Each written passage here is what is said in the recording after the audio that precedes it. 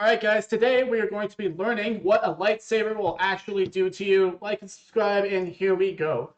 Now, one of the many criticisms of Mm-hmm.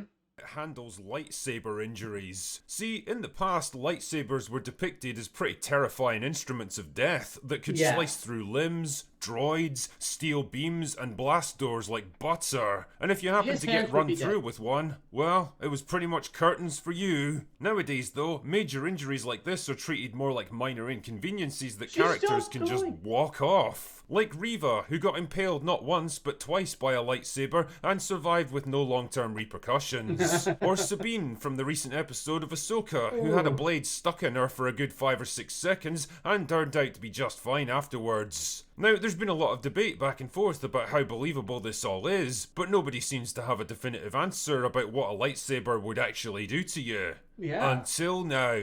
Lucky Great. for you, dear viewer, the drinker is here, and I'm about to science the shit out of this one. Now, in Yes. order to I'm excited. understand the effects of a lightsaber on a living body, we first need to understand what a lightsaber is and how it works. Mm-hmm. Well, basically, a lightsaber is a blade of highly energized plasma energy that burns between 15,000 and 23,000 degrees Celsius, which makes it extremely effective at cutting through virtually any material in the Star Wars universe. Mm-hmm. It basically melts and vaporizes whatever it comes into contact with, which makes it ideal for slicing off limbs to disarm opponents with quick, efficient strokes. But what would it do to Sabine here, who gets one shoved right into her torso and held there for a Mm-hmm. protracted length of time? Well, let's consider it from a biological view first of all.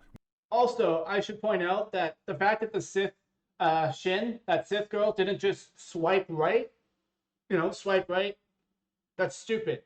You could have made sure she was dead.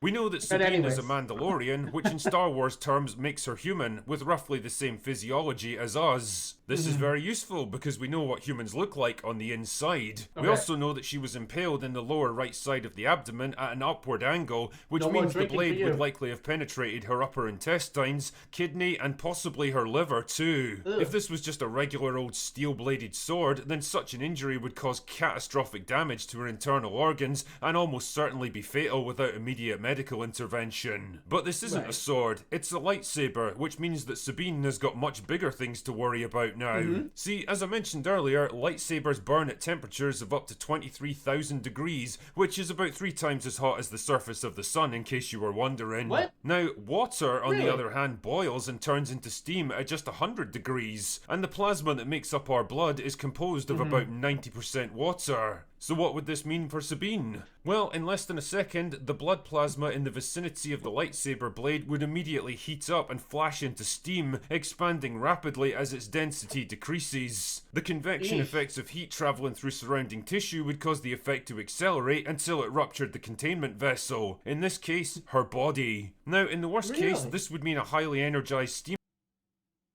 that destroyed the reactor core at Chernobyl. The best case scenario Huh. is that her body would expand like a balloon, with steam rushing out of every available orifice until eventually it lost all structural integrity and blew apart. Either way, Really? I think it's safe to conclude that such an injury would be fatal. But wait, there's an even bigger problem to deal with. See, water is made up of two chemical elements, hydrogen Right. and oxygen, and if you heat them up enough, they'll split apart. This actually happens at comparatively low temperatures of just 2,000 degrees. But we're not at 2,000 degrees, we're at 20,000 and above. And at that temperature, the hydrogen atoms won't just split away from their oxygen friends, they'll ignite explosively in the extreme heats. Not in the Really? same way as a hydrogen bomb, but more like the Hindenburg disaster. So basically, Ooh. Sabine's entire body would literally combust right in front of her eyes as the hydrogen oxygen separation spreads as a chain reaction until it consumes all the available Huh. fuel in the vicinity. She would effectively be incinerated at the atomic level, and all that would be left would be a small pile of chemical byproducts. So no, she probably wouldn't be able to walk this one off. But anyway, just in case you ever wondered what would actually happen if you got run through by a lightsaber, you have your answer.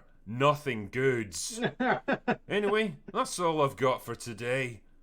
Go away now. And so, obviously, it's not realistic. Star Wars is obviously a fantasy, and so we as fans not being scientifically accurate. What I don't think we should forgive is when it's inconsistent. When Qui-Gon Jinn gets run through with a lightsaber and then just dies, and then you have a bunch of other characters get run through with lightsabers and be just fine, and left alone for like roughly the same amount of time, it creates a technical inconsistency in Star Wars and just makes it a lot less enjoyable because you're like, well, should they survive that or not? It's like, you know what I mean? So I don't have a problem with breaking the laws of physics for a sci-fi tale through space. Like that's what you do to make it fun. But at least do it consistently. And right now it seems like the people at Lucasfilm are just not paying all that much attention to the details and they're just trying to churn out something. And it's really starting to bug me. It's really starting to be like, I'm an optimist, so I haven't been on the whole cynical train of woke Disney is being destroyed and things like that. But the more I'm coming along, it's harder and harder for me to stick my head in the sand and deny that this is starting to not be good. But anyways, I have a whole review on the Ahsoka show so far, so you can check that right here. Make sure you subscribe so that we can have our reviews and evaluations of it together as the show continues. And I will see you guys in the next one.